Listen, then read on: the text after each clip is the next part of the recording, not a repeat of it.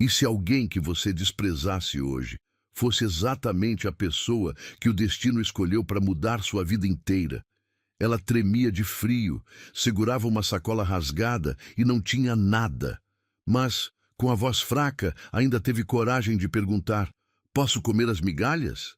Ele, cercado de luxo e arrogância, jamais imaginava que aquela mulher invisível faria o impossível em seu coração. Você acredita que o amor pode nascer onde só havia desprezo?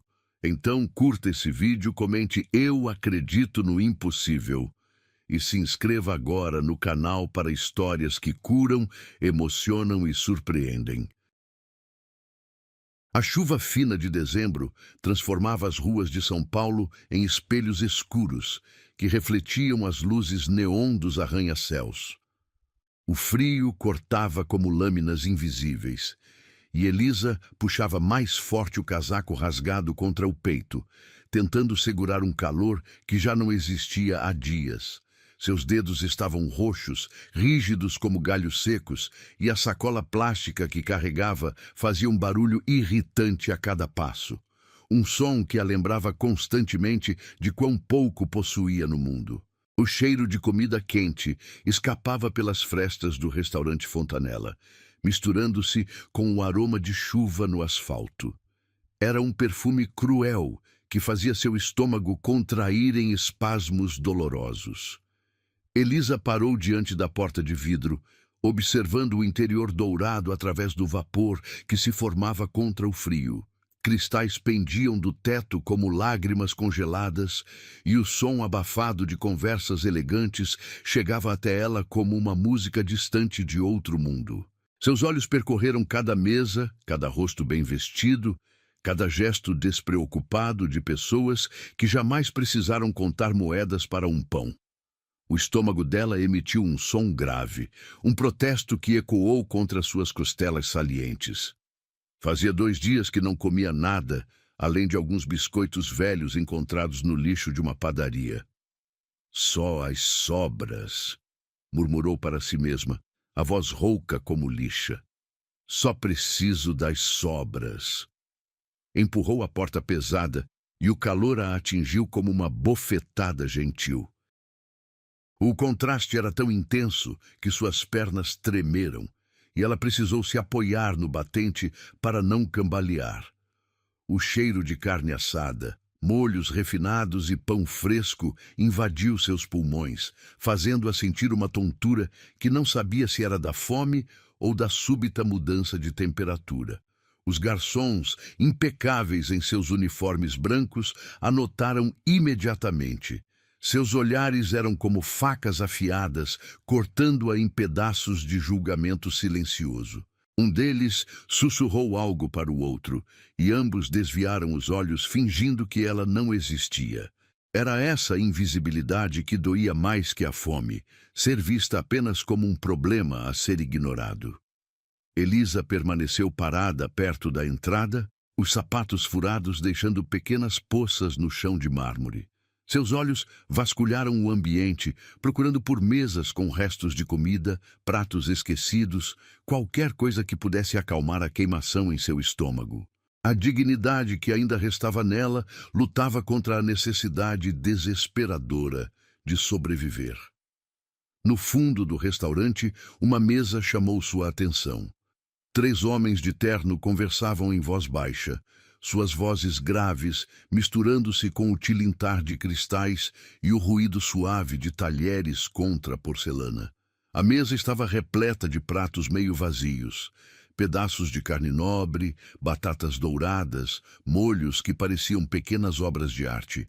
O homem que estava de costas para ela tinha cabelos escuros perfeitamente penteados e gesticulava com as mãos de uma forma que sugeria poder, controle absoluto. Mesmo sem ver seu rosto, Elisa podia sentir a autoridade que emanava dele como ondas de calor. Suas roupas eram impecáveis, o relógio em seu pulso brilhava sob a luz dourada, e tudo nele gritava riqueza e privilégio. Seu estômago contraiu novamente, mais forte desta vez, fazendo-a dobrar ligeiramente. A dor era como um animal selvagem, tentando escapar de suas entranhas. Ela fechou os olhos, respirou fundo e sentiu o cheiro de sua própria sujeira misturado com o perfume luxuoso do ambiente. A diferença era brutal, humilhante, mas a fome era mais forte que a vergonha. Com passos hesitantes, Elisa começou a caminhar em direção à mesa. Cada passo ecoava em seus ouvidos como trovoadas distantes. Os outros clientes a observaram com expressões que variavam entre nojo e curiosidade mórbida. Ela sentia o peso de cada olhar, cada sussurro, cada gesto de desconforto. "Posso fazer isso?", murmurou para si mesma, as palavras saindo como vapor no ar-condicionado. "Posso pedir apenas as sobras." Quando chegou perto da mesa, suas pernas tremeram com mais intensidade. O homem de costas estava dizendo algo sobre investimentos. Sua voz era grave e segura, carregada de uma confiança que ela jamais havia possuído. Os outros dois homens riram de algo que ele disse, um som que reverberou pelo restaurante como sinos de uma catedral distante. Elisa pigarreou suavemente, o som quase inaudível. Ninguém se virou. Ela tentou novamente, um pouco mais alto, e finalmente um dos homens à mesa a notou. Seus olhos se arregalaram ligeiramente e ele cutucou discretamente o braço do homem de costas. Foi então que ele se virou. Os olhos dele eram escuros como carvão, duros como pedra, e quando encontraram os dela, Elisa sentiu como se tivesse sido atingida por um raio. Ele era bonito de uma forma cruel, com traços definidos que pareciam ter sido esculpidos por um artista implacável. Sua pele era clara, bem cuidada, e havia uma cicatriz pequena perto do queixo que apenas acentuava sua beleza intimidante. Vinícius Fontenelle a observou de cima a baixo, seus olhos percorrendo cada detalhe de sua aparência destroçada. O casaco rasgado, os sapatos furados, a sacola plástica que ela segurava como se fosse seu único tesouro. Sua expressão mudou lentamente, passando da surpresa para algo que parecia uma mistura de nojo e diversão. "Desculpe interromper", Elisa começou, sua voz saindo mais fraca do que esperava. As palavras pareciam grudar em sua garganta seca. Eu estava me perguntando se..." Ela parou, engoliu em seco e sentiu o gosto amargo da própria saliva. Os três homens a observavam agora, seus rostos expressando desde curiosidade até desconforto óbvio. O silêncio se estendeu como uma corda tensionada, pronta para se romper. "Moço", ela finalmente conseguiu dizer, sua voz tremendo como uma folha ao vento. Posso comer as migalhas?" A pergunta saiu como um sussurro desesperado, carregado de toda a humilhação que ela sentia, mas também de uma dignidade férrea que se recusava a morrer. Ela não estava pedindo esmola, não estava implorando. Estava simplesmente perguntando se podia ter o que eles não queriam. O que seria jogado fora. O silêncio que se seguiu foi ensurdecedor. Os três homens ficaram imóveis, como se ela tivesse acabado de falar em uma língua alienígena. Vinícius a encarou com uma intensidade que a fez sentir como se estivesse sendo dissecada, estudada como um espécime raro sob um microscópio. Seus olhos se encontraram mais uma vez, e por um momento infinitesimal, Elisa viu algo passar pela expressão dele. Algo que poderia ter sido surpresa, ou talvez reconhecimento de alguma humanidade compartilhada. Mas o momento passou tão rapidamente que ela se perguntou se não havia imaginado. E foi essa frase que começou a mudar tudo. A pergunta de Elisa ficou suspensa no ar como fumaça tóxica. Por 3 segundos eternos, o restaurante inteiro pareceu ter parado de respirar. Então, como se alguém tivesse acionado um interruptor, a mesa explodiu em gargalhadas. O som era estridente, cortante, ecoando pelas paredes de mármore, como o barulho de vidro se estilhaçando. Marcelo, o sócio mais jovem de Vinícius, foi o primeiro a se recuperar do choque, e sua risada tinha um tom histérico que fez outros clientes do restaurante se virarem para observar. Seus olhos brilhavam com uma crueldade infantil, enquanto ele rapidamente pegava o celular, apontando a câmera diretamente para Elisa. Cara, isso é ouro puro! Ele sussurrou para Ricardo, o terceiro homem da mesa, enquanto mantinha o dedo no botão de gravar. Minha audiência vai amar isso. Vocês viram a cara dela? É surreal! Elisa sentiu o calor subindo pelo pescoço, uma queimação que não tinha nada a ver com a temperatura do restaurante. Seus olhos se fixaram na lente do celular e ela percebeu que estava sendo filmada, exposta, transformada em entretenimento para pessoas que ela nem conhecia. O cheiro de sua própria transpiração nervosa se misturava com o aroma dos perfumes caros que flutuavam pelo ar. Vinícius se inclinou para trás na cadeira, um sorriso lento e predatório se espalhando por seu rosto. Havia algo quase teatral em sua postura, como se ele fosse um ator representando o papel do vilão em uma peça cuidadosamente ensaiada. Seus dedos tamborilavam contra a mesa de vidro, produzindo um som rítmico que parecia marcar o tempo para a humilhação que estava por vir. Migalhas, ele repetiu, sua voz arrastada e carregada de uma diversão cruel. Você quer saber se pode comer... Migalhas! A palavra saiu de sua boca como se fosse algo repugnante, algo que ele precisasse cuspir para se livrar do gosto ruim.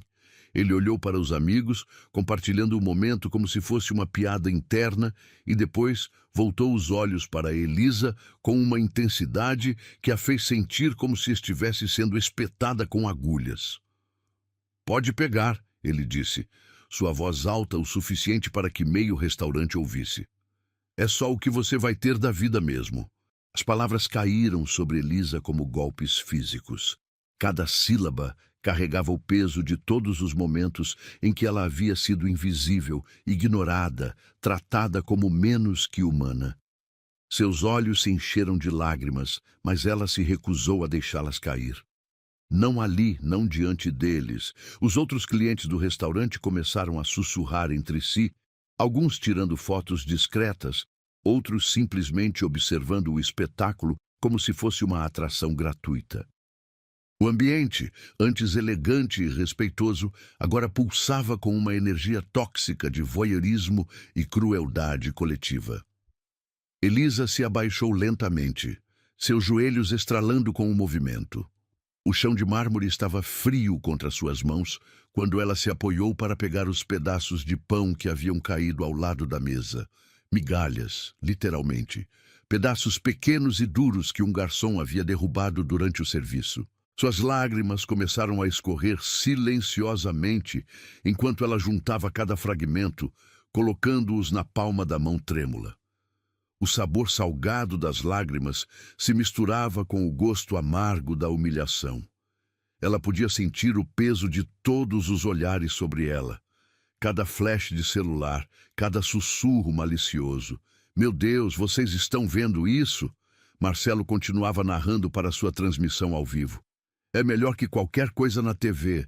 Gente, curtam aí se vocês acham que ela pediu isso. Vinícius se inclinava para frente agora, observando cada movimento de Elisa com uma atenção quase científica. Havia algo em seus olhos que ela não conseguia decifrar. Uma mistura de fascínio e repugnância, como se ela fosse um experimento social particularmente interessante. Ei, ele chamou, fazendo com que ela levantasse os olhos úmidos. Você tem noção do que está fazendo? Tem noção de onde está? Elisa permaneceu agachada, as migalhas ainda na palma da mão. Seus lábios tremiam, e ela podia sentir o gosto de ferro do próprio sangue, onde havia mordido a língua para não chorar mais alto. A dignidade que havia carregado por toda a vida, mesmo nos momentos mais difíceis, estava sendo despedaçada como papel molhado. Responde para a câmera, Marcelo insistiu, aproximando o celular do rosto dela. Qual é a sua história? Como você chegou até aqui? Nossos seguidores querem saber. Mas Elisa não respondeu. Em vez disso, ela se levantou lentamente, as migalhas ainda na mão. Seus olhos percorreram os 3 homens, memorizando cada detalhe de seus rostos, cada expressão de crueldade e diversão. Então, ela olhou diretamente para Vinícius. E por um momento, o restaurante inteiro pareceu desaparecer. Era como se apenas os dois existissem naquele espaço, conectados por um fio invisível de dor e reconhecimento.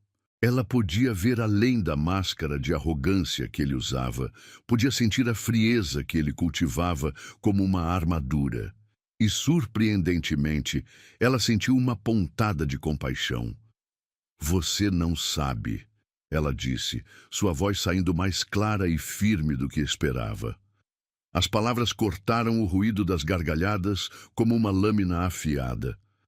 "Você não sabe o quanto dói ser invisível." O silêncio que se seguiu foi diferente do anterior. Este não era o silêncio da expectativa ou da surpresa. Era o silêncio da verdade nua, sendo exposta crua e incontestável. Vinícius parou de sorrir. Marcelo baixou lentamente o celular. Ricardo engoliu em seco. Elisa continuou a encará-lo, suas lágrimas agora caindo livremente, mas sua postura ereta e digna. "Eu não escolhi estar aqui. Eu não escolhi ter fome. Eu não escolhi ser tratada como lixo. Mas você escolheu ser cruel." Suas palavras ecoaram pelo restaurante, cada sílaba carregada de uma dor tão profunda que alguns clientes baixaram os olhos, incapazes de continuar observando. O cheiro de comida cara, que antes era tentador, agora parecia enjoativo, quase podre. "Você tem tudo", ela continuou, sua voz ganhando força. "Tem comida, tem roupas, tem um teto, tem amigos, tem poder, tem escolhas, mas mesmo assim escolhe usar tudo isso para fazer outra pessoa se sentir pequena. E isso diz muito mais sobre você do que sobre mim." Vinícius a encarava agora com uma expressão que ela não conseguia interpretar.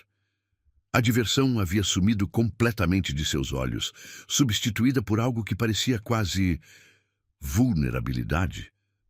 Medo. Ela não tinha certeza. "Eu vou embora agora", Elisa disse, guardando as migalhas no bolso do casaco.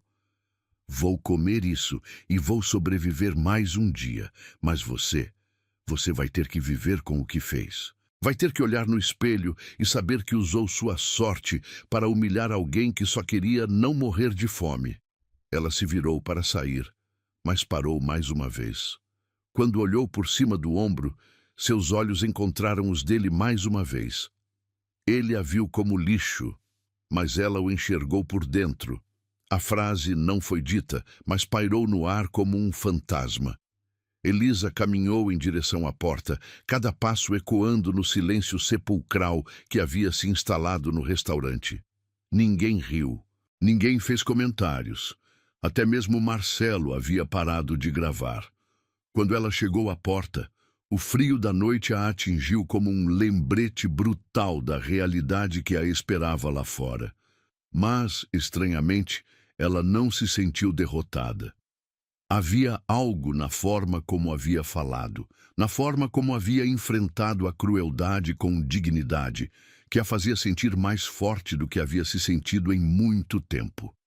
Atrás dela, o restaurante permaneceu em silêncio por longos minutos. Vinícius continuava olhando para a porta, por onde ela havia saído, as palavras dela ecoando em sua mente como um eco que se recusava a desaparecer. O apartamento de Vinícius, no último andar do edifício mais exclusivo da Faria Lima, era uma fortaleza de vidro e aço que se erguia sobre São Paulo como um trono flutuante. Cada cômodo era uma declaração de poder. Pisos de mármore italiano, obras de arte que valiam mais que a maioria das casas, janelas do chão ao teto que ofereciam uma vista panorâmica da cidade que se estendia até o horizonte como um oceano de luzes. Mas naquela noite, todo o luxo parecia sufocante. Vinícius estava parado diante da janela do quarto, ainda vestindo o terno que usara no restaurante, mas com a gravata desfeita e os primeiros botões da camisa abertos. Suas mãos tremiam ligeiramente enquanto segurava um copo de uísque escocês de 20 anos. A bebida dourada refletindo as luzes da cidade. O líquido não havia tocado seus lábios. Ele simplesmente precisava de algo para ocupar suas mãos inquietas. O cheiro de seu perfume caro se misturava com o aroma do couro das poltronas e o odor suave da madeira encerada, criando uma atmosfera de riqueza que sempre o havia confortado. Mas agora, tudo parecia artificial, como um cenário montado para uma peça que ele não queria mais representar. Você não sabe o quanto dói ser invisível. As palavras dela ecoavam em sua mente pela 100ª vez, cada repetição cortando mais fundo que a anterior.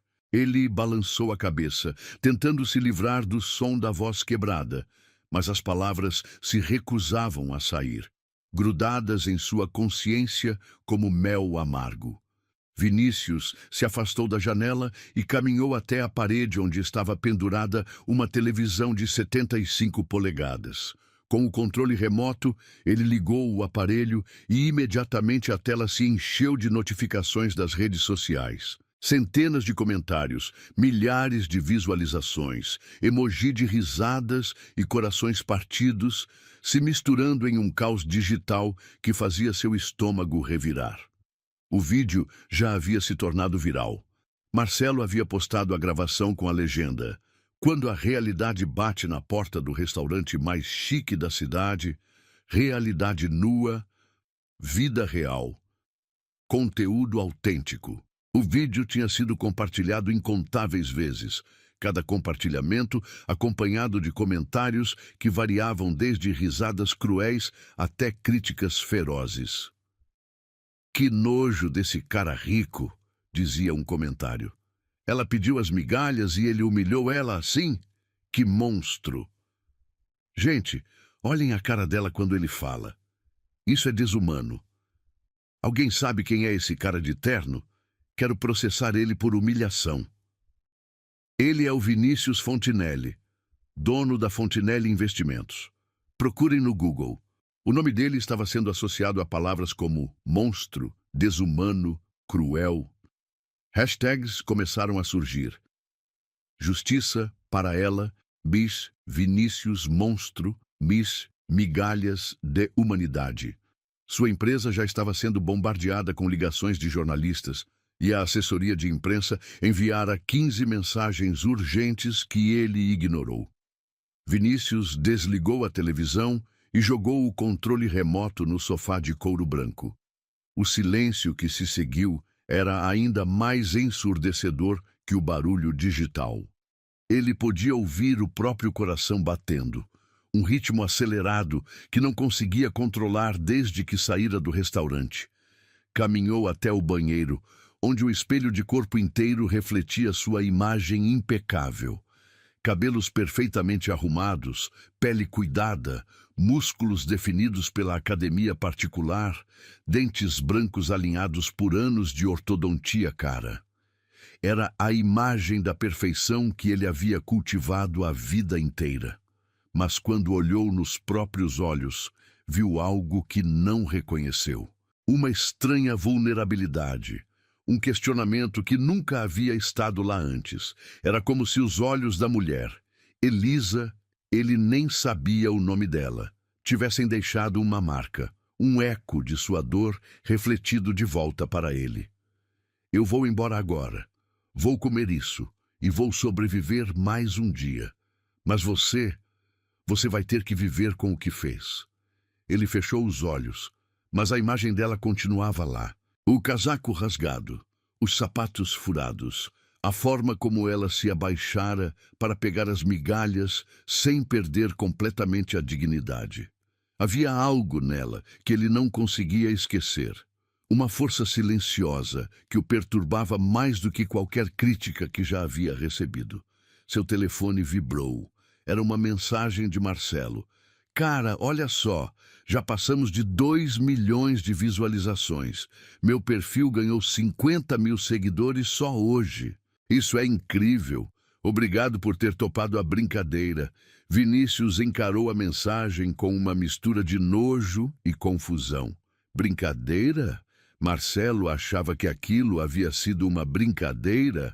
A forma como ela tremeu, como suas lágrimas caíram no chão frio, como sua voz rachada ainda conseguiu carregar tanta dignidade.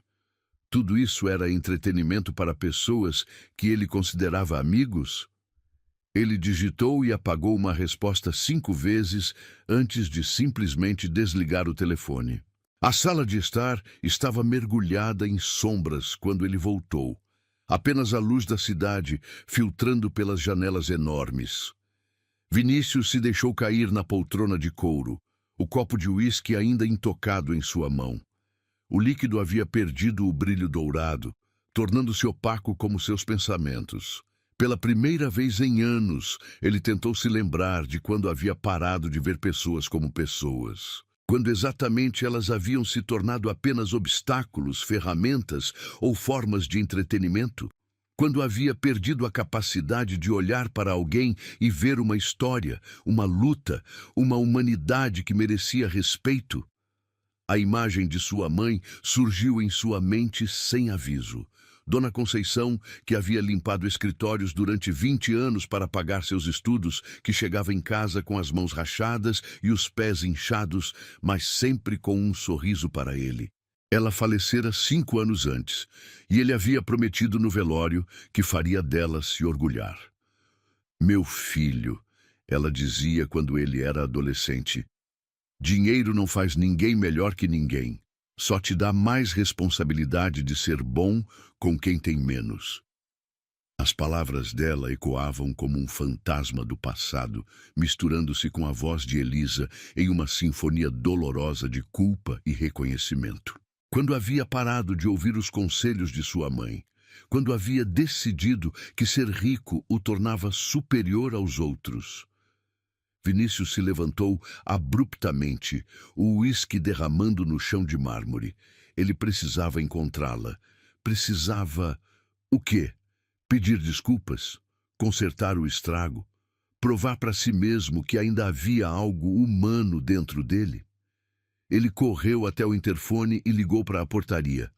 José, preciso dos seguranças, agora. Algum problema, Dr. Vinícius? Preciso encontrar alguém. Uma mulher, ela estava no restaurante Fontanella hoje à noite. Preciso que vocês a encontrem. Houve uma pausa do outro lado da linha. Senhor, são quase 2 da manhã. Que tipo de mulher o senhor está procurando? Uma mulher que estava passando dificuldades. Ela pode estar nas ruas. Preciso falar com ela. Entendi, senhor. Vou chamar a equipe. Em 20 minutos, 3 seguranças estavam em sua sala. Homens grandes e profissionais que normalmente cuidavam de sua segurança pessoal e agora recebiam a estranha tarefa de procurar uma mulher em situação de rua em uma cidade de 12 milhões de habitantes.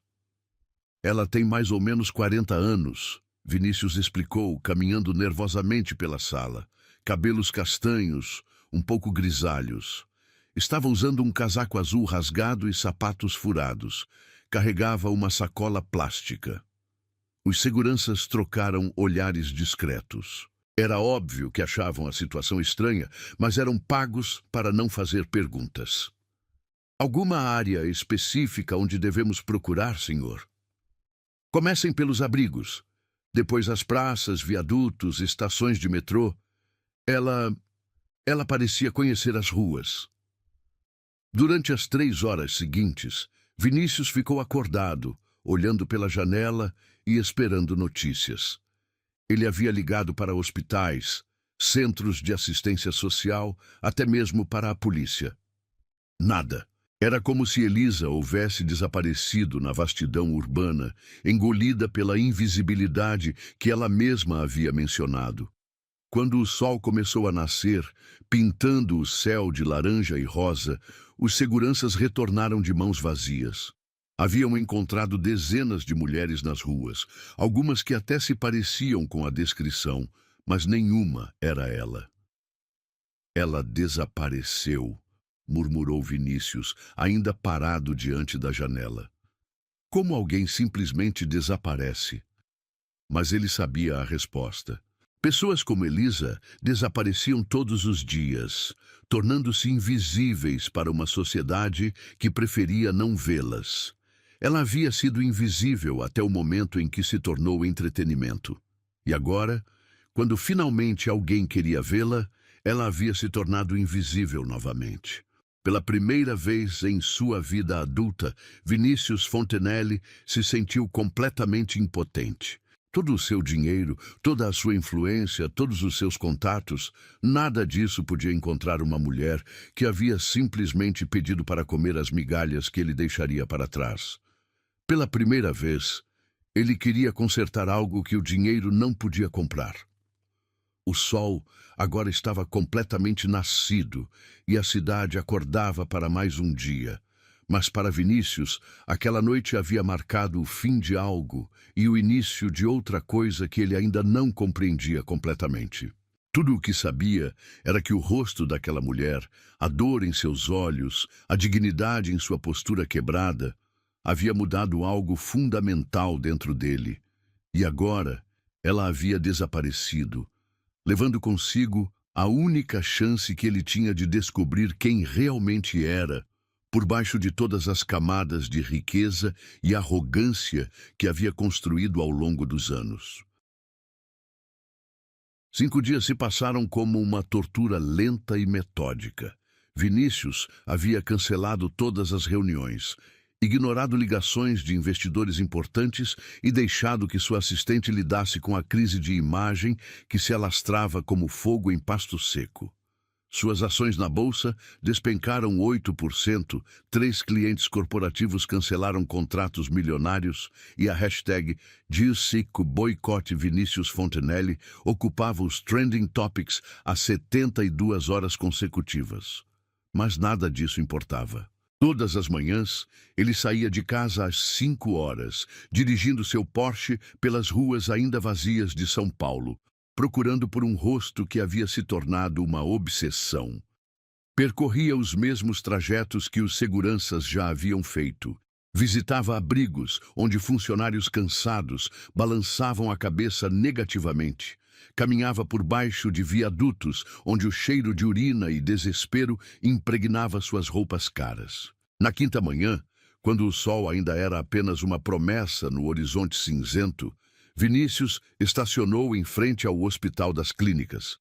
Não havia uma razão lógica para estar ali, apenas uma intuição inexplicável que o puxava como um ímã invisível. Suas mãos tremiam ligeiramente enquanto desligava o motor, e ele percebeu que não havia dormido mais de 2 horas nas últimas noites. O hospital respirava uma tristeza institucional. Corredores brancos se estendiam em todas as direções, como artérias de um corpo ferido, e o cheiro de desinfetante se misturava com algo mais profundo, o odor da vulnerabilidade humana. Vinícius nunca havia prestado atenção a esses detalhes antes, mas agora cada sensação parecia amplificada, como se ele tivesse desenvolvido uma nova forma de perceber o mundo. Ele estava prestes a falar com a recepcionista quando ouviu algo que fez seu coração parar. Era uma voz feminina, baixa e melodiosa, contando uma história. A voz carregava uma qualidade hipnótica que cortava através do barulho constante do hospital como um fio de ouro em tecido grosso. Vinícius seguiu o som, seus passos ecoando pelos corredores até chegar à ala pediátrica. Ali, através de uma porta entreaberta, ele a viu. Elisa estava sentada no chão de um quarto de hospital, cercada por 5 crianças que variavam entre 4 e 10 anos. Seus cabelos castanhos, com fios grisalhos, estavam presos em um rabo de cavalo simples, e ela usava as mesmas roupas da noite do restaurante, mas agora lavadas e remendadas, com uma precisão que falava de dignidade mesmo na pobreza. E então ela dizia, suas mãos gesticulando graciosamente no ar. A princesa percebeu que não precisava de um castelo para ser importante. O que a tornava especial era a forma como cuidava dos animais da floresta, como dividia seu último pedaço de pão com os passarinhos, como transformava pedras comuns em presentes preciosos através da gentileza. Uma menina de cabelos cacheados, com um braço engessado, levantou a mão. Tia Elisa, mas e o príncipe? Ele não vai casar com ela se ela não tiver castelo? Elisa sorriu, e Vinícius sentiu algo se contrair dolorosamente em seu peito. O sorriso dela era genuíno, luminoso, carregado de uma varmeza que irradiava pelo quarto como luz solar. Era impossível conciliar essa imagem com a mulher quebrada que havia pedido migalhas 5 dias antes. Sabe, querida, Elisa respondeu, sua voz ganhando um tom mais suave. O príncipe que vale a pena é aquele que te ama não pelo que você tem, mas pelo que você é. E se ele não consegue ver sua bondade, sua coragem, seu coração generoso, então talvez ele não seja o príncipe certo para você. Um menino magro, com a cabeça careca, que denunciava tratamento de quimioterapia, se aproximou mais dela. E se a gente não for uma princesa? Se a gente for só gente normal que está doente? Vinícius viu Elisa engolir em seco, seus olhos brilhando com lágrimas contidas. Ela estendeu a mão e tocou suavemente o rosto do menino, um gesto tão terno que Vinícius precisou se apoiar no batente da porta. Meu amor, ela disse, toda pessoa que consegue sorrir mesmo quando está sofrendo, que consegue ser gentil mesmo quando o mundo não é gentil com ela, que consegue dar carinho mesmo quando precisa de carinho. Essa pessoa é mais corajosa que qualquer cavaleiro, mais poderosa que qualquer rei e mais preciosa que qualquer princesa. O menino sorriu, e o sorriso dele era tão puro que Vinícius sentiu suas próprias lágrimas começarem a formar. Ele havia passado a vida inteira cercado de pessoas que sorriam por interesse, por medo, por conveniência. Mas ali, naquele quarto de hospital, ele estava vendo sorrisos reais. Sorrisos que nasciam apesar da dor, não por causa da facilidade. Tia Elisa, uma menina mais nova, perguntou, você vai voltar amanhã? A enfermeira disse que você vem aqui há 2 anos toda semana.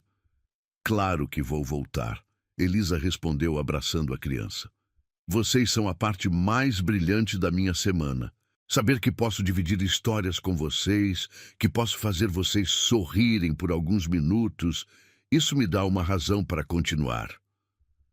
Vinícius sentiu como se tivesse levado um soco no estômago. Aquela mulher, que não tinha nada além das roupas do corpo, vinha há 2 anos ao hospital para dar de si mesma para crianças doentes.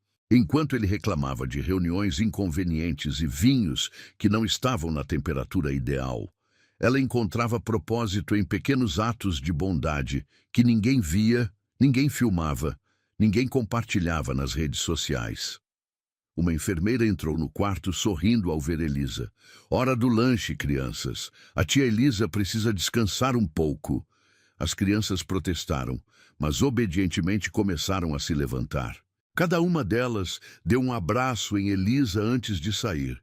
E Vinícius pôde ver nos rostos pequenos uma adoração genuína que o dinheiro nunca havia conseguido comprar. Quando o quarto ficou vazio, Elisa permaneceu sentada no chão por alguns minutos, os olhos fechados, respirando profundamente. Vinícius podia ver a exaustão em seus ombros, a forma como suas mãos tremiam ligeiramente. Ela estava claramente cansada, provavelmente com fome, possivelmente doente, mas ainda assim havia acabado de passar 2 horas dando alegria a crianças que precisavam. Foi então que ela abriu os olhos e o viu parado na porta. Por um momento, nenhum dos dois se moveu. O ar entre eles parecia eletrificado, carregado com tudo o que havia acontecido no restaurante, todo o peso das palavras não ditas e das emoções cruas. Elisa não parecia surpresa em vê-lo. Havia uma resignação em seus olhos, como se ela soubesse que esse momento chegaria eventualmente. Você me encontrou, ela disse simplesmente, sua voz calma, mas cautelosa. Vinícius engoliu em seco, percebendo que havia preparado dezenas de discursos durante os últimos 5 dias, mas agora todas as palavras haviam fugido. Ele entrou no quarto lentamente, como se estivesse se aproximando de um animal ferido que poderia fugir a qualquer momento. Eu procurei por você, ele conseguiu dizer, sua voz saindo rouca e insegura. Por dias, meus seguranças, investigadores particulares, hospitais, abrigos. Por quê? Ela perguntou, se levantando graciosamente do chão. Mesmo em pé, ela era significativamente mais baixa que ele, mas havia uma dignidade em sua postura que a fazia parecer imponente. Vinícius abriu a boca, mas nenhum som saiu. Por que ele havia procurado por ela? Para pedir desculpas? Para se sentir melhor consigo mesmo? Para provar que não era o monstro que as redes sociais diziam que era? Todas essas razões pareciam pequenas e egoístas diante da realidade da mulher que estava na sua frente. Eu não sei, ele admitiu finalmente, a honestidade o surpreendendo. Eu só não conseguia parar de pensar no que você disse, no que eu fiz, em quem eu me tornei. Elisa o estudou por um longo momento, seus olhos percorrendo seu rosto como se estivesse lendo um livro complicado. Havia algo quase maternal em seu olhar, uma sabedoria que vinha não de livros ou universidades, mas de anos vivendo na margem da sociedade, observando a natureza humana em suas formas mais cruas. E o que você espera de mim agora? Ela perguntou. Perdão? Absolvição? Uma segunda chance de se sentir bem consigo mesmo? As palavras dela eram como facas, cortando através de todas as suas justificativas e chegando direto ao centro de suas motivações. Vinícius percebeu que ela estava certa. Parte dele realmente queria absolvição, queria que ela dissesse que estava tudo bem, que ele não era um monstro, que podia voltar para sua vida normal com a consciência limpa. Eu mereço isso? Ele perguntou, surpreendendo-se novamente com sua própria honestidade. Não. Ela respondeu sem hesitação. Você não merece perdão, não merece absolvição, não merece que eu faça você se sentir melhor sobre quem você escolheu ser. Cada palavra era um golpe, mas Vinícius percebeu que não sentia raiva. Em vez disso, sentia um estranho alívio. Finalmente, alguém estava sendo completamente honesto com ele, tratando-o não como o poderoso Vinícius Fontinelli, mas como um ser humano que havia falhado miseravelmente. Mas, ela continuou, e ele viu algo mudar em seus olhos. Você merece a chance de se tornar alguém melhor. Todos nós merecemos. Vinícius sentiu suas pernas fraquejarem e ele se apoiou na parede. Eu não sei como, ele sussurrou. Eu não sei como ser diferente do que sempre fui. Você quer mesmo saber? Ela perguntou, se aproximando um passo. Ou você só quer se sentir melhor? Eu quero saber, ele disse, e percebeu que era verdade. Por favor, me ensina. Elisa o observou por mais um longo momento, e então, para sua completa surpresa, ela sorriu. Não era o sorriso radiante que havia dado às crianças, mas algo mais suave, mais cauteloso, carregado de uma esperança hesitante. Começamos do começo, ela disse. Você conhece meu nome? Elisa. Ele respondeu imediatamente e então franziu a testa. Espera, como eu sei seu nome? Porque você me ouviu apresentando para as crianças. Você prestou atenção. Isso já é um começo. Ela estendeu a mão para ele, um gesto simples que carregava um peso enorme. Vinícius, certo? Prazer em conhecer você de verdade. Quando ele pegou a mão dela, Vinícius sentiu algo que não experimentava há anos. A sensação de conexão humana real, não baseada em poder, dinheiro ou influência, mas em reconhecimento mútuo de humanidade. Me perdoa, ele disse, as palavras saindo antes que pudesse pará-las. E vem comigo, você merece muito mais que migalhas. Elisa não respondeu imediatamente. Em vez disso, ela apertou a mão dele um pouco mais forte e ele pôde sentir os calos em suas palmas, as marcas de uma vida vivida sem proteções ou privilégios. Eu não quero sua caridade, ela disse finalmente. Mas se você realmente quer mudar, se você realmente quer aprender, então sim, eu vou com você, não para ser salva, mas para ver se você consegue se salvar. E naquele momento, no corredor de um hospital onde ela doava tempo e histórias para crianças que a sociedade havia esquecido, Elisa desabou. Não de fome ou cansaço, mas do peso de finalmente ser vista, realmente vista, por alguém que havia escolhido enxergá-la não como entretenimento ou problema, mas como uma pessoa com valor próprio. Foi ela quem o salvou, não o contrário. A mansão de Vinícius em Alphaville se erguia como um monumento ao sucesso empresarial. 3 andares de vidro e concreto arquitetônico que pareciam flutuar sobre jardins paisagísticos perfeitos. Cada detalhe havia sido pensado para impressionar. A entrada com pé direito duplo, o lustre de cristal bacará que custara mais que um apartamento inteiro, os pisos de mármore Carrara que refletiam a luz como espelhos líquidos. Mas quando Elisa cruzou a porta principal naquela tarde de dezembro, seus passos hesitantes ecoando pelo hall, ela não demonstrou impressão.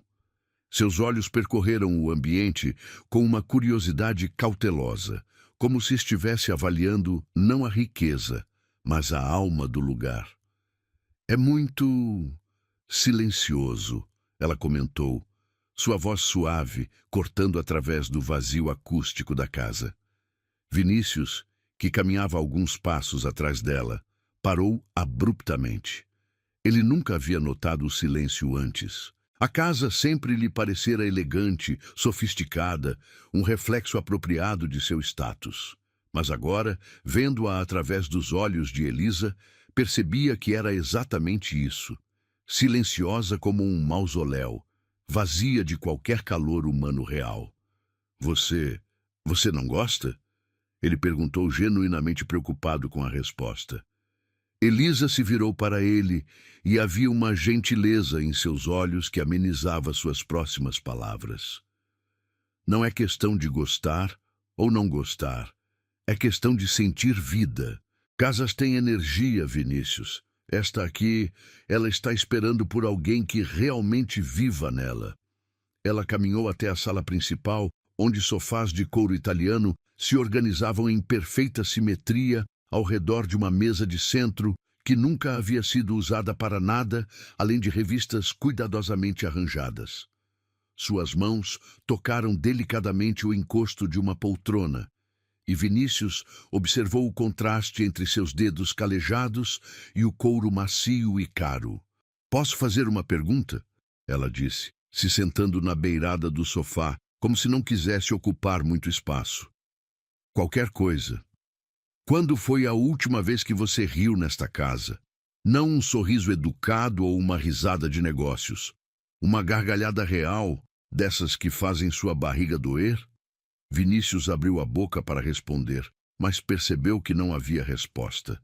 Não conseguia se lembrar de um momento sequer de alegria genuína entre aquelas paredes. A casa era um cenário, não um lar. "Eu não me lembro." Ele admitiu, sentando-se no sofá ao lado dela, mantendo uma distância respeitosa. "E quando foi a última vez que você chorou? De verdade, não só lágrimas de frustração ou raiva." Novamente, o silêncio. Vinícius percebeu que havia passado anos anestesiando qualquer emoção que pudesse ser vista como fraqueza. Havia construído uma fortaleza emocional tão eficiente que nem mesmo ele conseguia mais entrar.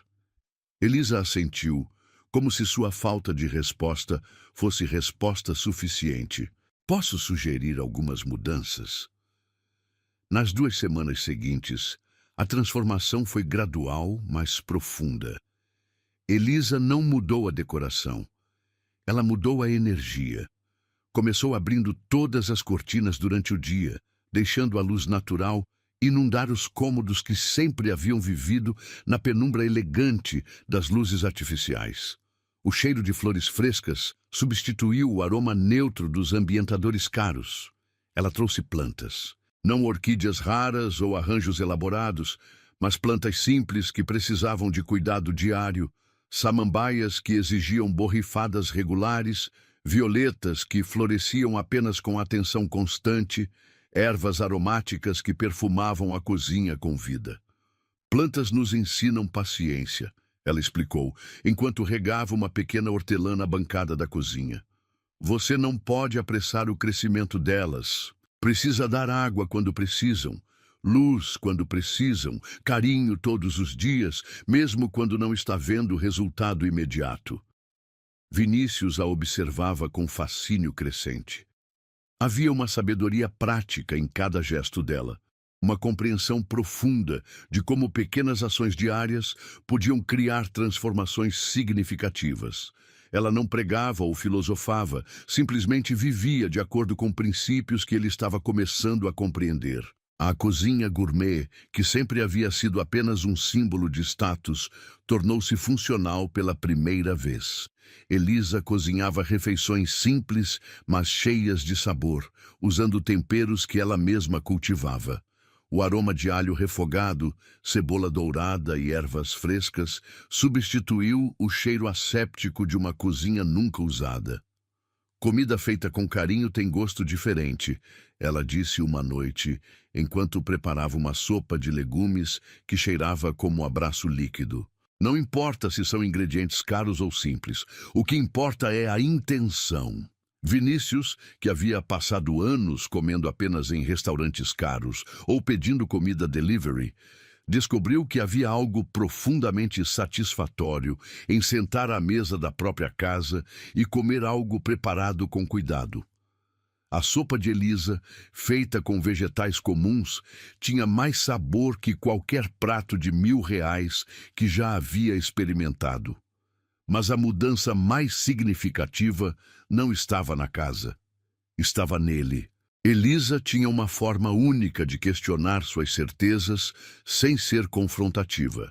Durante as refeições, ela fazia perguntas aparentemente simples que o forçavam a examinar suas motivações e escolhas. Por que você escolheu trabalhar com investimentos? Ela perguntou uma noite, enquanto dividiam uma tigela de frutas frescas. Porque sou bom com números, entendo mercados, posso prever tendências.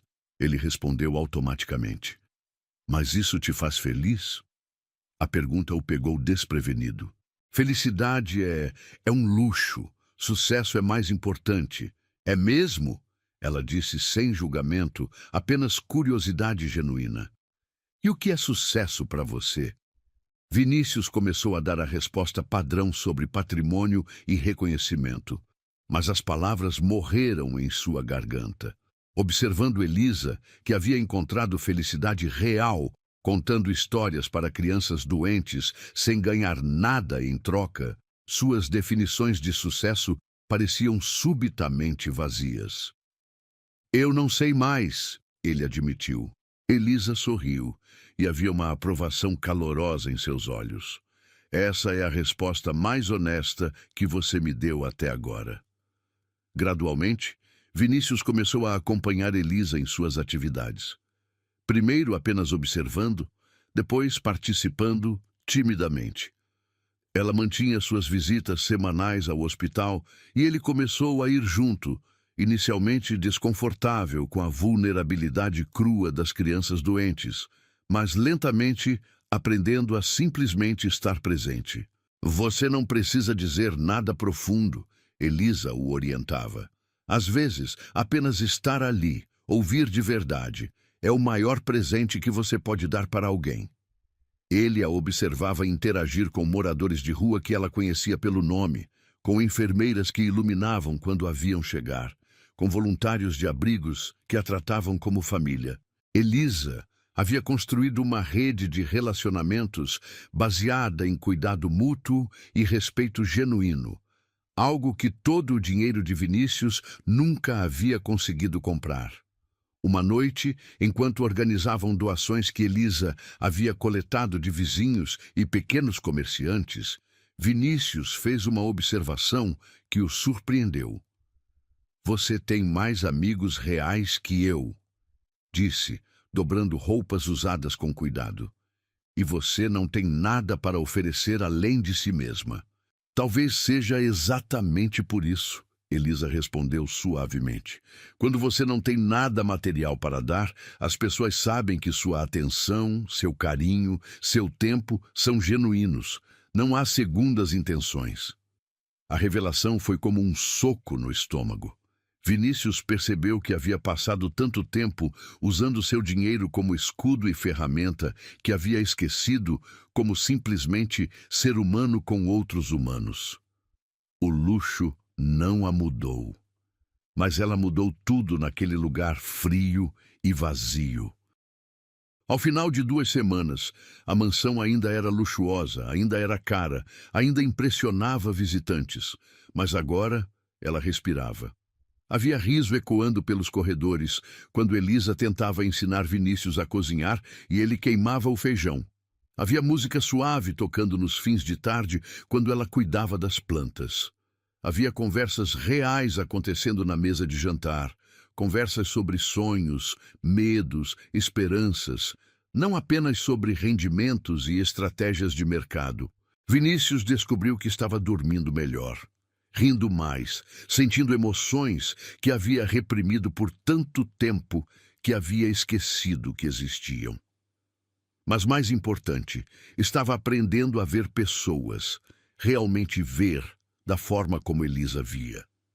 Não como ferramentas ou obstáculos ou formas de entretenimento, mas como seres humanos complexos, cada um carregando uma história única que merecia respeito. A primeira reunião aconteceu na mesa da cozinha de Vinícius, entre xícaras de café que Elisa havia preparado e anotações rabiscadas em guardanapos de papel. O que começou como uma conversa casual sobre como ajudar mais pessoas havia se transformado em algo muito maior. Um projeto que combinava a experiência de vida de Elisa com os recursos e conhecimento empresarial de Vinícius. "Não pode ser apenas um abrigo comum", Elisa dizia, seus olhos brilhando com uma paixão que Vinícius nunca havia visto antes. "Tem que ser um lugar onde as pessoas recuperem não só a dignidade, mas a esperança, onde elas sintam que podem reconstruir suas vidas, não apenas sobreviver mais um dia." Vinícius rabiscava números em um bloco de notas, mas seus olhos permaneciam fixos no rosto dela. Havia algo magnético na forma como Elisa falava sobre ajudar outros, uma energia que transformava ideias abstratas em visões tangíveis e urgentes. "Quantas pessoas você calcula que conseguiríamos atender por mês?" Ele perguntou, a mente empresarial automaticamente buscando métricas e projeções. "Não é sobre quantidade", ela respondeu suavemente, tocando o braço dele. "É sobre transformação real. Prefiro ajudar 10 pessoas a realmente mudarem de vida do que dar comida para 100 e deixá-las na mesma situação no dia seguinte." Nas semanas seguintes, eles se tornaram parceiros improváveis, mas complementares. Vinícius usava seus contatos para encontrar o terreno perfeito, um galpão abandonado no centro da cidade que poderia ser renovado. Elisa passava os dias pesquisando metodologias de reintegração social, conversando com assistentes sociais experientes, visitando outros projetos para entender o que funcionava e o que não funcionava. "Olha isso", ela disse uma tarde, espalhando fotos sobre a mesa. "Este projeto em Porto Alegre tem uma taxa de reintegração de 80%. Sabe por quê? Porque eles não só dão abrigo, eles ensinam profissões, ajudam com documentação, oferecem acompanhamento psicológico, criam redes de apoio." Vinícius estudou as imagens.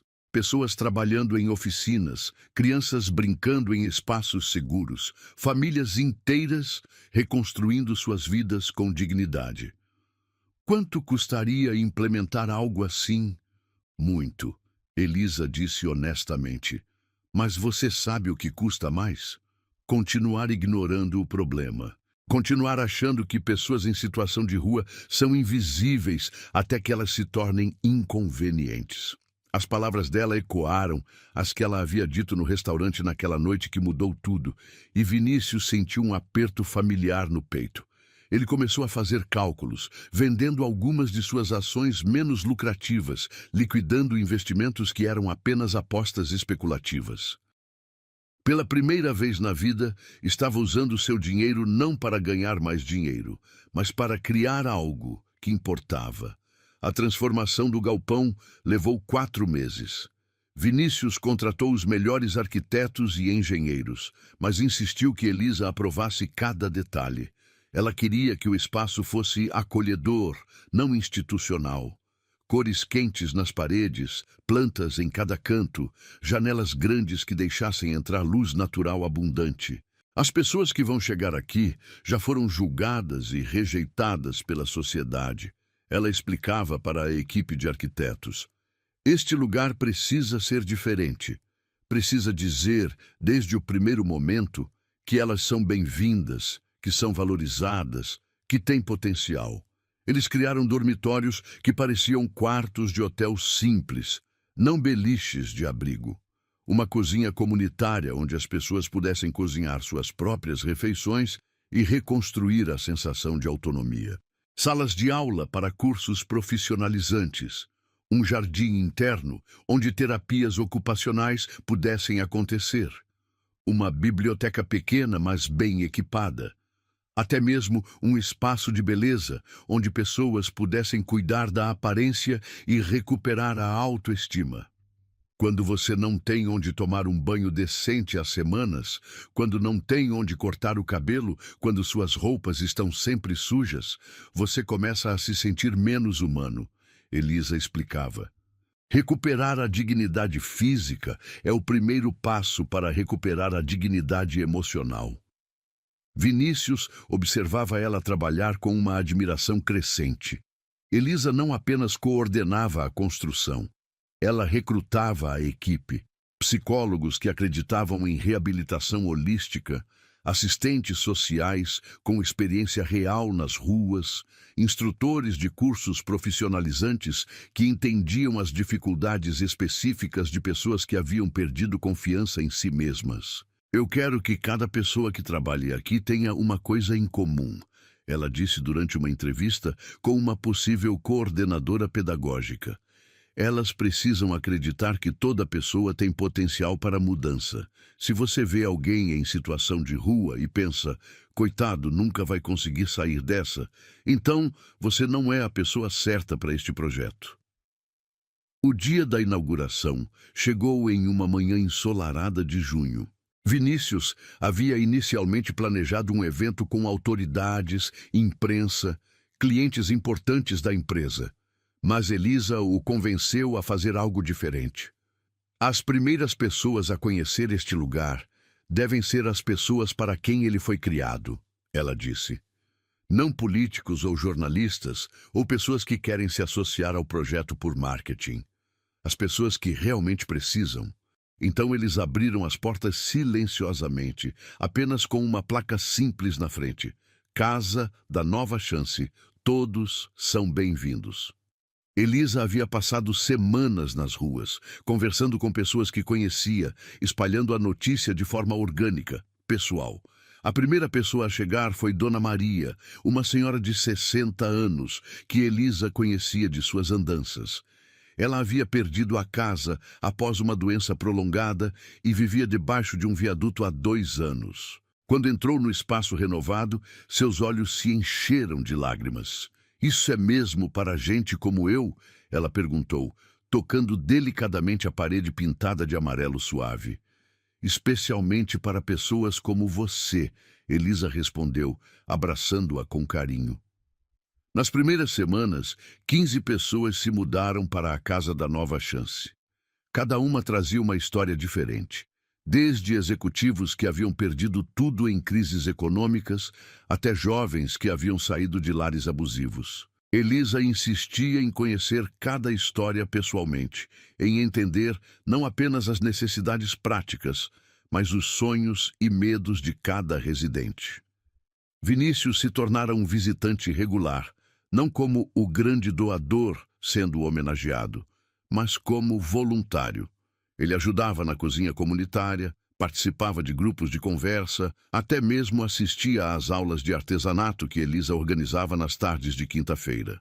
Sabe qual é a maior diferença entre este lugar e outros abrigos?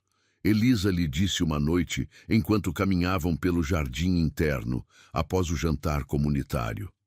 Aqui, as pessoas não são clientes ou beneficiários, elas são residentes, são membros de uma comunidade. Elas têm voz ativa nas decisões, ajudam a cuidar do espaço, participam da gestão.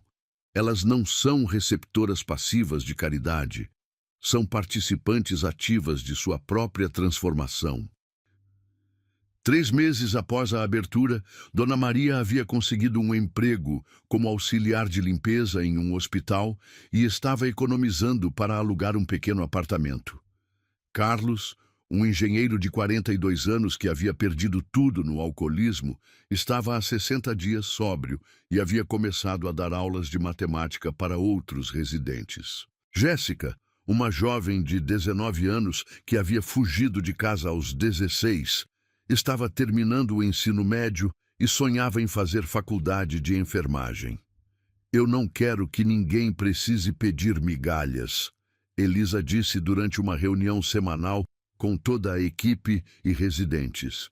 Todos merecem uma mesa, todos merecem dignidade, todos merecem uma segunda chance de construir a vida que sonham. Vinícius a observava falar e percebeu que havia encontrado seu próprio propósito. Não era mais sobre acumular riqueza ou impressionar pessoas. Era sobre usar seus recursos e habilidades para amplificar o trabalho de pessoas como Elisa, que entendiam verdadeiramente como criar mudança real no mundo. Ela que um dia foi vista como o resto, agora dava banquetes de esperança. Ao final do primeiro ano, a Casa da Nova Chance havia atendido 43 pessoas, com uma taxa de reintegração social de 75%. Mas além dos números, havia algo mais precioso. Uma comunidade havia nascido. Pessoas que se ajudavam mutuamente, que compartilhavam não apenas dificuldades, mas também vitórias. Um lugar onde ter perdido tudo não era motivo de vergonha, mas o primeiro passo para reconstruir algo melhor. E Vinícius sabia que tudo isso existia, porque uma mulher que havia pedido migalhas numa noite fria havia escolhido transformar sua dor em compaixão, sua experiência em sabedoria, sua própria sobrevivência em ferramenta para salvar outros. A nova sede da Casa da Nova Chance se erguia como um farol de esperança na região central de São Paulo. 3 anos haviam se passado desde aquela primeira conversa na cozinha de Vinícius, e o que começara como um projeto havia se transformado em um movimento. O prédio de 4 andares, com sua fachada de vidro e jardins suspensos, abrigava agora não apenas um abrigo, mas um centro completo de reintegração social que atendia mais de 200 pessoas por mês. Elisa caminhava pelos corredores naquela manhã de setembro, verificando os últimos detalhes para a cerimônia de inauguração oficial. Seus passos ecoavam diferente agora.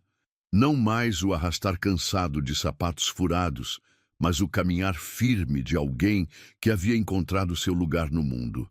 Ela usava um vestido azul marinho simples, mas elegante, cabelos presos em um coque que realçava a serenidade que havia substituído o desespero em seus olhos. Elisa, a imprensa está chegando, anunciou Marina, a coordenadora de comunicação que havia se juntado à equipe 6 meses antes.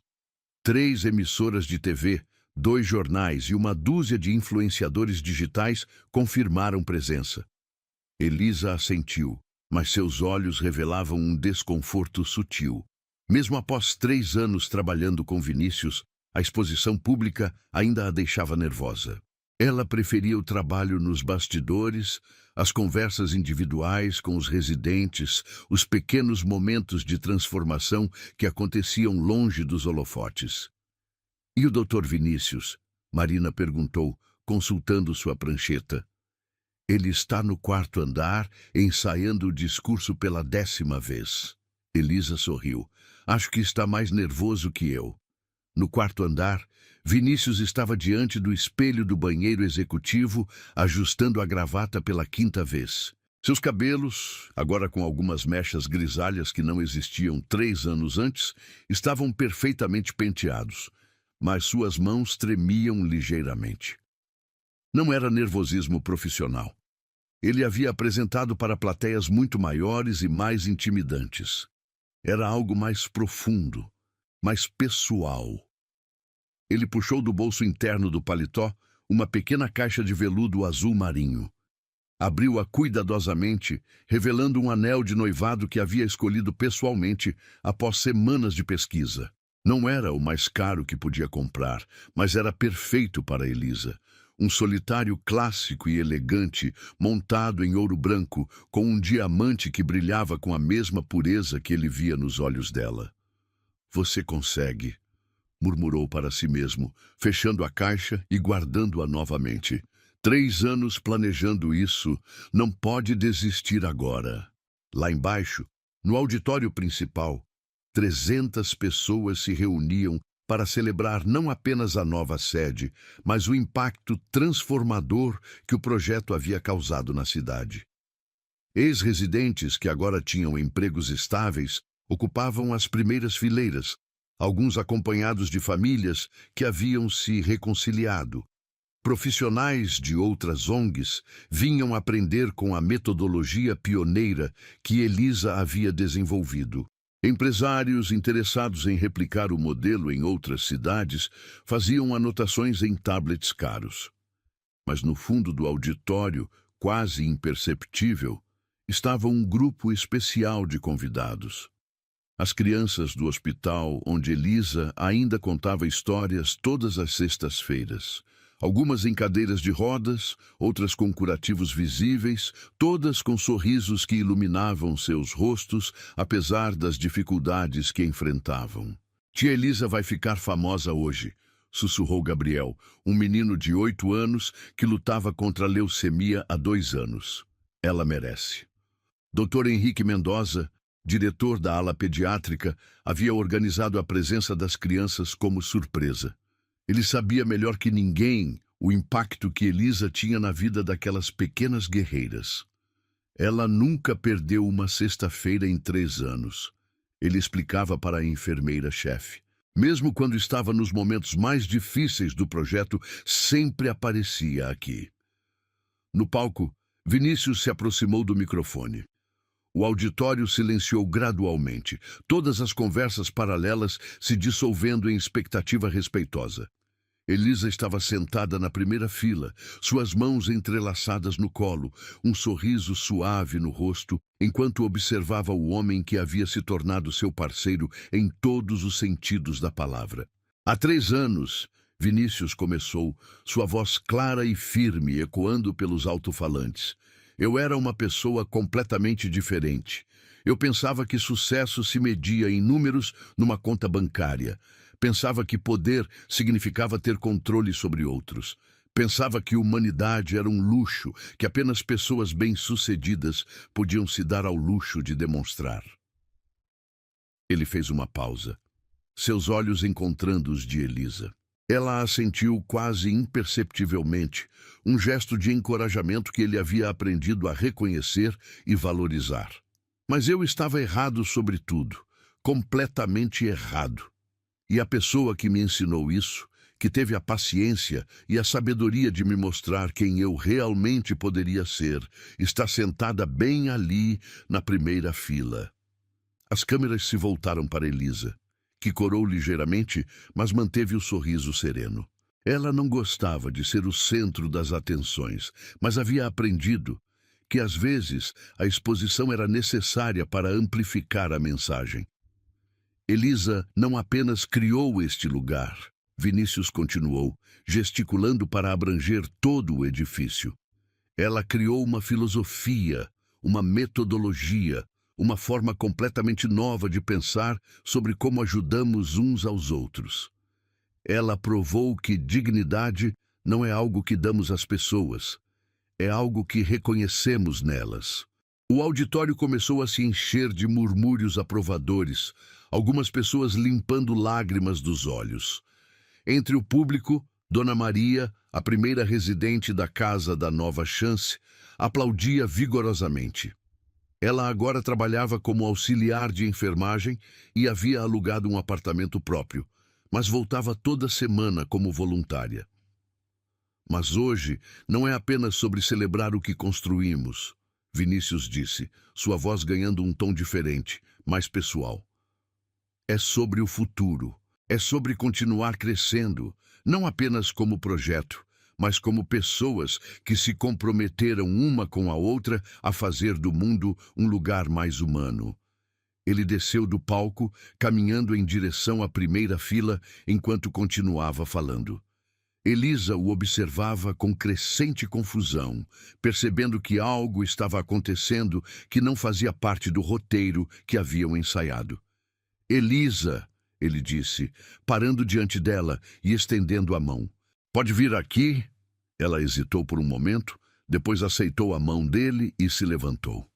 O auditório inteiro estava agora em silêncio absoluto, a atenção focada intensamente nos dois no centro do palco.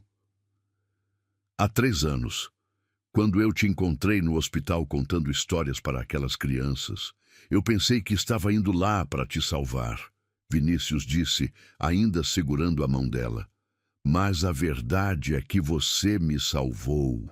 Você me mostrou que existia uma versão de mim mesmo que eu nem sabia que era possível. Elisa sentiu as lágrimas começarem a se formar em seus olhos. Ela tinha uma suspeita do que estava acontecendo, mas não ousava acreditar completamente. Você me ensinou que amor verdadeiro não é sobre possuir ou impressionar alguém. É sobre crescer junto, sobre se tornar a melhor versão de si mesmo, porque a pessoa que você ama merece isso. É sobre construir algo maior que vocês dois, separadamente, poderiam construir. Vinícius soltou a mão dela e, para surpresa e delírio do auditório inteiro, se ajoelhou no palco.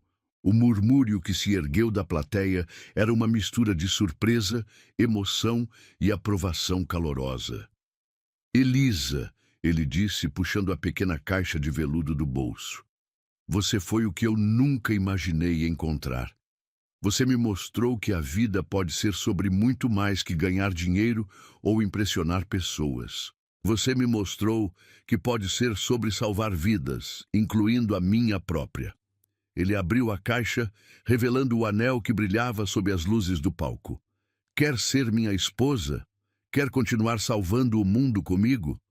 Quer construir uma família que seja baseada não no que temos, mas em quem escolhemos ser todos os dias? O silêncio que se seguiu durou apenas alguns segundos, mas pareceu uma eternidade. Elisa olhou para o homem ajoelhado à sua frente. Não o milionário arrogante que havia conhecido naquela noite terrível no restaurante, mas o homem que havia escolhido se transformar, dia após dia, em alguém digno do amor que ela oferecia. Sim, ela disse, sua voz mal passando de um sussurro, mas o microfone captou cada sílaba. Sim, eu quero, mas só se a gente continuar salvando outros. O auditório explodiu em aplausos e lágrimas. Pessoas se levantaram, gritavam de alegria, se abraçavam como se fosse uma vitória coletiva. As crianças do hospital aplaudiam com as mãos pequenas, Gabriel gritando, ela disse sim, com a alegria pura que apenas crianças conseguem expressar. Vinícius se levantou e colocou o anel no dedo de Elisa. Depois a beijou com uma intensidade que falava de 3 anos de crescimento mútuo, de desafios superados juntos, de um amor que havia nascido não da paixão superficial, mas do reconhecimento profundo de duas almas que se completavam. Não era um conto de fadas, era uma missão de amor. Quando finalmente se separaram, ainda no meio do palco, cercados por 300 pessoas que celebravam não apenas um noivado, mas a prova viva de que transformação real era possível, Elisa sussurrou no ouvido de Vinícius: "Agora temos que terminar essa inauguração. Temos trabalho a fazer." Ele riu, a gargalhada genuína e alegre que ela havia ensinado ele a redescobrir. "Sim, senhora futura Fontinelli, temos uma vida inteira de trabalho pela frente." 2 anos após o casamento, no pequeno jardim da Casa da Nova Chance, onde Dona Maria havia sido madrinha e as crianças do hospital foram pajens e damas de honra, Elisa e Vinícius haviam construído uma vida que nenhum dos dois havia imaginado possível. A manhã de sábado encontrava-os na cozinha de casa. Não mais a mansão gelada de Alphaville, mas uma casa menor e mais acolhedora no bairro Vila Madalena, onde plantas tomavam conta de cada canto e o cheiro de café caseiro se misturava com o aroma de pães frescos. "Você viu a reportagem da Globo ontem?" Vinícius perguntou, servindo café em 2 canecas de cerâmica feitas pelos próprios residentes da Casa da Nova Chance durante as oficinas de artesanato. Elisa estava debruçada sobre um tablet, respondendo e-mails de coordenadores de outras cidades que queriam implementar a metodologia que ela havia desenvolvido. Brasília, Recife, Porto Alegre, Belo Horizonte, 15 cidades já haviam aberto suas próprias versões da Casa da Nova Chance, todas seguindo os princípios que ela sistematizara em um manual que se tornara referência nacional. "A de ontem não," ela respondeu, aceitando a caneca com um sorriso. "Mas vi a da semana passada sobre o projeto de Fortaleza. Eles já atenderam 120 pessoas em 8 meses. A taxa de reintegração está em 82%.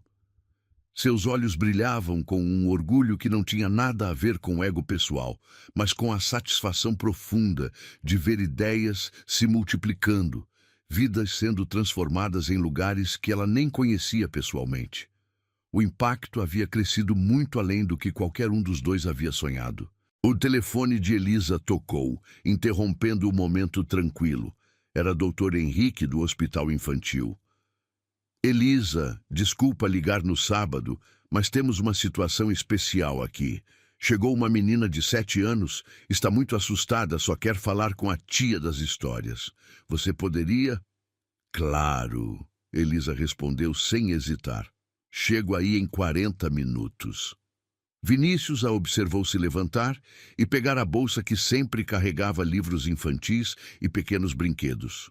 Mesmo com toda a expansão do projeto, mesmo com as entrevistas constantes e os convites para palestras internacionais, ela nunca havia perdido o foco no que realmente importava: as pessoas individuais que precisavam de cuidado. "Quer que eu vá com você?" Ele ofereceu, como sempre fazia. "Hoje não," ela disse, beijando sua testa. "Fica aqui terminando o relatório para os investidores. Eu volto para o almoço." O hospital estava diferente naquele sábado. Mais silencioso, com apenas os funcionários essenciais e algumas visitas familiares espalhadas pelos corredores. Elisa conhecia cada centímetro daquele lugar. Cada enfermeira, cada médico, cada funcionário da limpeza. Ela era parte da família hospitalar há mais de 5 anos. A menina estava no quarto 304, encolhida na cama como um passarinho ferido. Seus cabelos loiros estavam despenteados e ela segurava um ursinho de pelúcia com força desesperada. Quando Elisa entrou, os olhos da criança se iluminaram com um reconhecimento que falava da reputação que ela havia construído. "Você é a tia das histórias?" perguntou com voz pequenininha. "Sou sim, querida. E você é?" "Sofia. Minha mãe disse que você conta as histórias mais bonitas do mundo." Elisa sentou na beirada da cama, seu coração se apertando ao notar os hematomas no braço da menina. Os sinais que qualquer adulto experiente reconheceria imediatamente. Sua mãe tem razão. Mas hoje eu queria ouvir uma história sua. Pode me contar sobre esse ursinho? Durante a hora seguinte, através de histórias aparentemente inocentes sobre o ursinho, Sofia revelou uma realidade doméstica que fez Elisa sentir a mesma raiva controlada que sentia sempre que se deparava com injustiça. Mas ela havia aprendido a canalizar essa raiva em ação construtiva, em soluções práticas que realmente ajudassem. Quando saiu do hospital, após conversar longamente com a assistente social e garantir que Sofia seria acompanhada adequadamente, Elisa dirigiu não para casa, mas para a casa da Nova Chance. Era sábado, mas ela sabia que encontraria movimento lá.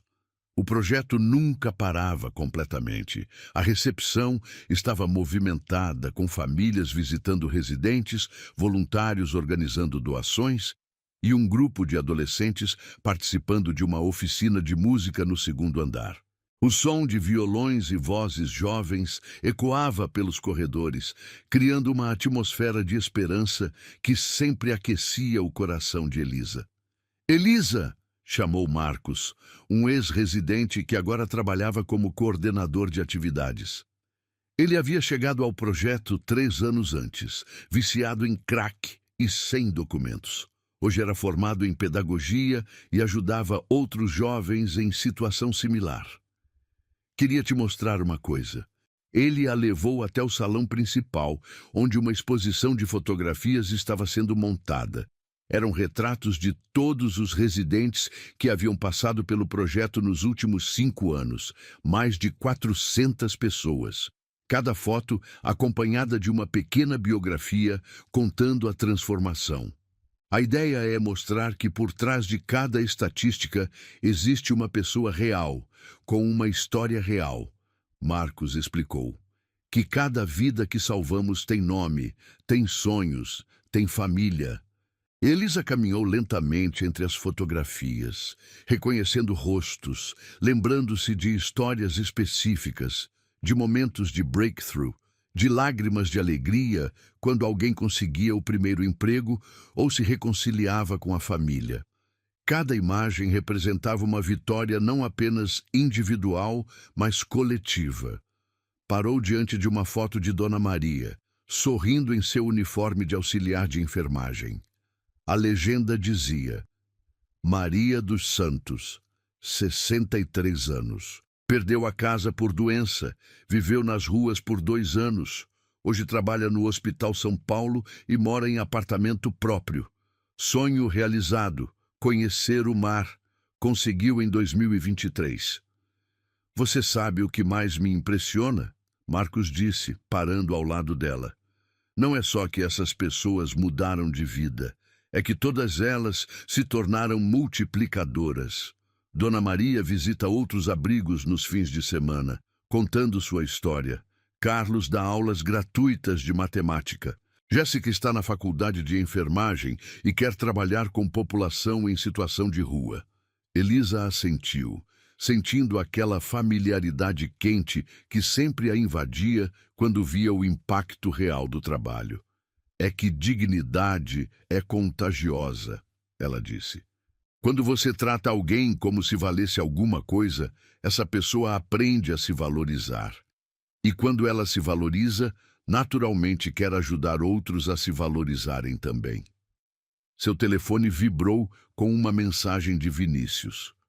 Almoço está pronto.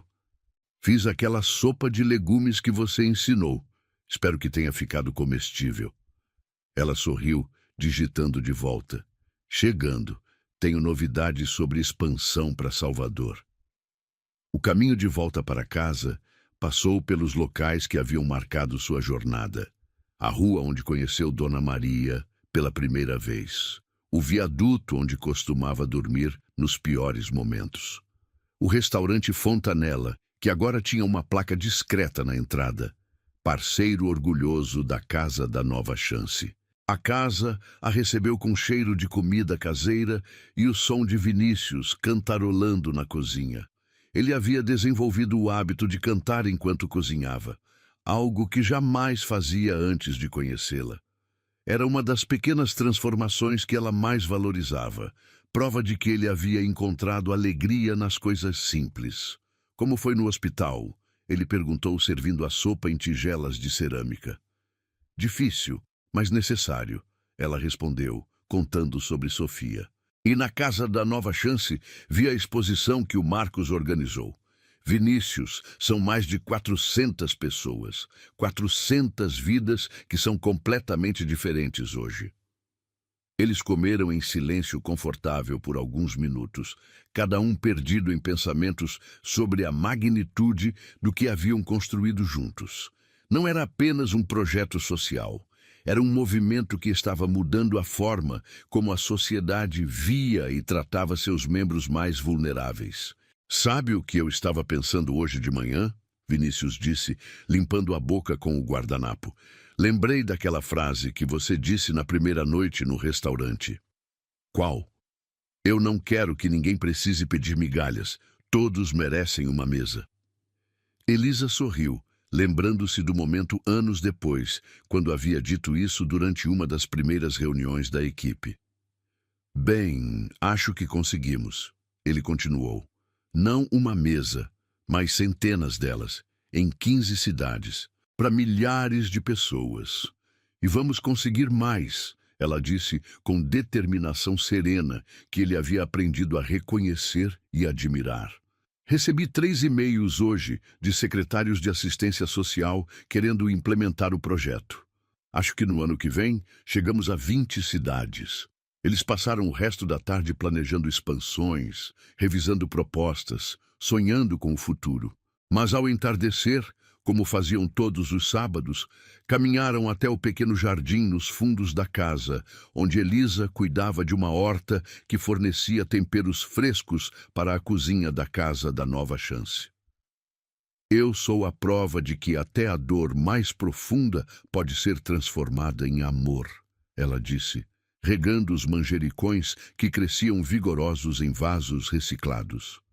Vinícius a observou trabalhar, ainda maravilhado, depois de todos esses anos, com a capacidade dela de encontrar beleza e propósito em tudo.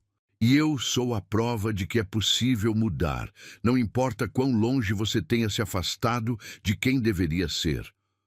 Quando o sol se pôs, pintando o céu de laranja e rosa, eles permaneceram no jardim, sentados no banco de madeira que Vinícius havia construído com as próprias mãos. Mais uma habilidade que descobrira depois de conhecer Elisa. Ela pediu migalhas e construiu um banquete. A frase não foi dita em voz alta, mas pairou no ar como uma oração silenciosa, um reconhecimento de tudo que haviam construído juntos. Uma vida baseada não no que tinham, mas no que davam. Uma história que provava que amor verdadeiro se multiplica quando é usado para servir outros. Hoje, Elisa e Vinícius viviam juntos, não como casal de luxo, mas como líderes de uma causa que havia se tornado maior que eles mesmos. E toda noite antes de dormir, eles sabiam que haviam cumprido a promessa feita naquele palco 2 anos antes. Continuar salvando outros, uma vida de cada vez.